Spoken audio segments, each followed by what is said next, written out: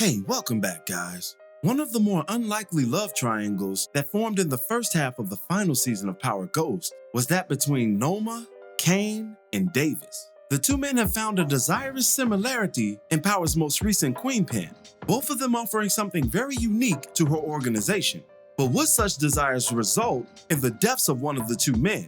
In this video, we'll break down why that may very well be the case, and if it is the case, why it'd likely be Kane taking out Davis. Before we begin, be sure to hit the like button, subscribe, and bell notification to immediately receive these videos.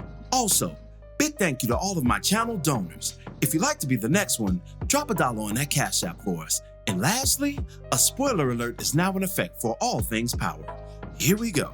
Kane's rise through Noma's organization was one of the major highlights of the first 5 episodes. Ambitious as he's ever been, rife with revenge, and in need of a new queen to serve, if you know what I mean, Kane was the perfect candidate for Noma's enterprise. He was young, charismatic, and relentless. But moreover than all these things, he was loyal, especially to those who showered favor upon him. Because when you look at Kane's character archetype, that's all he truly ever wants. He'll put in the work, but he requires favor and admiration for all of his labors. And in return, he'll offer up a loyalty of divine qualities. The aforementioned attributes made him a better quality for Noma than her former number 2, Obi, who just so happened to be faltering in many respects right at the moment of Kane's ascension, even envying it to a degree, as was displayed in the first few episodes of this season. Once Obi's insidious intentions were discovered, and he was unceremoniously removed from Noma's organization and God's green earth, Kane fiercely fought for that number 2 spot, and even a few more perks that came with such a position,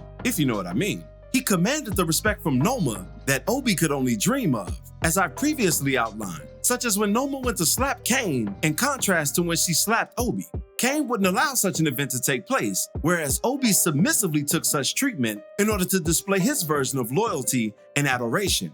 Kane's loyalty, on the contrary, was supported by strength and not weakness. And as a further measure and test of that loyalty, Noma made Kane choose between her and Monet, ever so slightly. And once Monet decided to let Drew and Diana slide for the attempt on her life at the conclusion of last season, she all but made Kane's decision for him, and he chose to put 10 toes down in Noma's organization from every episode forward. His loyalty up to this point has been proven in a variety of arenas, both professional and pavement. It was Kane who used his neighborhood ties in order to keep Wiley Adams' assistant preoccupied in order for Noma to make her deal. And on the underworld side of the game, it was Kane who personally took it upon himself to confront Zion after he disrespected Noma publicly and damn near cost her that same deal. This is how we've seen Kane conduct himself since choosing Noma outright. And how has she paid him back in return? I don't know. She chose to exercise her options and give up those British African cheeks to the smoothest damn lawyer in New York, Davis Maclean. Now, how did these state of affairs come about? Well, what Kane had in grittiness and street prowess, Davis has in legitimacy and overall aura. His ties supersede that of the street, although he's well versed in that environment too. But even more so, and thankfully for Noma's legitimate aims, Davis has the kind of connections that you can build an empire with. For instance, although Kane was an asset to Noma during that dinner of Wiley Adams, it was Davis who even informed her of such an event. It was also Davis who came through in the clutch once that event was jeopardized by Zion. And in exchange for his works, and being what Noma deemed a quote, cheeky motherfucker, Davis was rewarded in the most 90s R&B way possible, consummating the sexual tensions lingering between them. But such a forbidden affair presents major problems as the story looks forward from episode 6 and beyond, because Noma's actions with Davis, whether she knows it or not, has jeopardized her standing with Kane. Because again, as I previously stated about his character, at the foundation of it, Kane needs to feel needed. He needs that love. He needs that warmth. And most critically, he needs to be the only option in a time of crisis. This is why he pushed so hard against Davis when the latter offered to quell the Zion situation. Kane's energy was like, nah, homie, I got this. These are my streets, and this is my lady. And with her, this is my organization that I'm helping to build. We don't need you. This is the thinking of Kane. He doesn't play well with others, if you will. If he did, there would be no conflict between him and Tariq. He would view Tariq as an asset to the Tejada family and even help show him the ropes in order for the collective to ascend together. But this isn't true to his character. If Kane is on a team, he has to be the star of said team. It's Kane featuring you niggas, and not the other way around.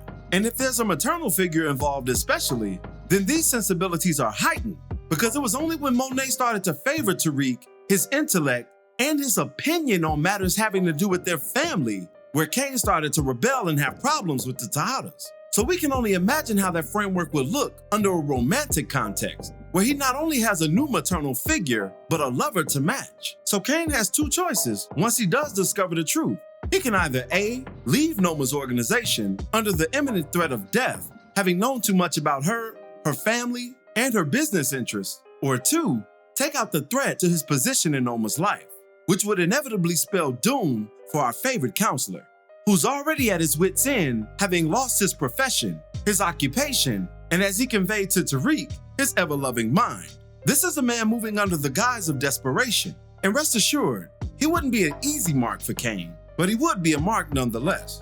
Remember, Kane has previously threatened Davis's life way back in Ghost Season 2 during Tariq's trial, a trial in which Davis defended Tariq and Kane feared that he'd be flipped on. So it's not completely out of the realm of comprehension, but something that will be the linchpin to Davis's demise is his continued affair with Noma. Because sure, once, even twice, is a good time, but if he continued that relationship, it would really spell bad news, because Kane isn't like Davis. If we were judging this situation in game terms, Kane is more of a simp than a player, while Davis is more of a player than a simp. Kane would rather kick cans and hold hands with Noma, as opposed to just get in, get out, take care of his business, and have more of a detached relationship with her.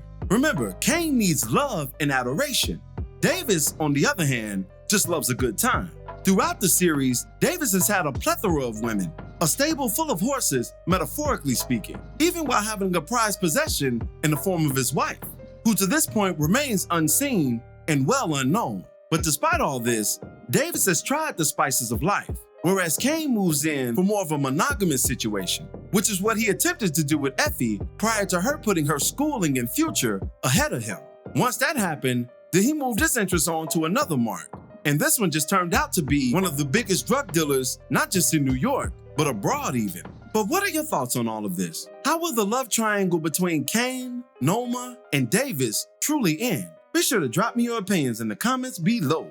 As always, I thank you for watching today's video. If you liked today's video, go ahead and drop $1 on that Cash App for us, hit the like button, share it with your friends who are Power fans, and subscribe for more content such as this. This is Rudy P. Magic of Rudy P. Magic Beats, and have a blessed one until the next one. Peace, y'all.